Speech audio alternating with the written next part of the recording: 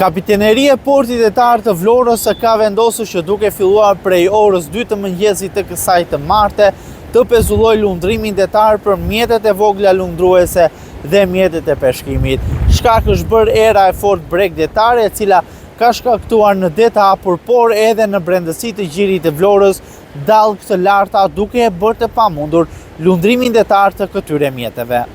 Era bregdetare në qytetin e Vlorës këtë të martë shkoi deri në shpejtësinë e 15 metër për sekond në gjy dhe 20 metër për sekond në det të hapur. Si rrjedhoi kësaj ere në det të hapur, dallgët shkuan deri në 2.5 metra, ndërsa në gjy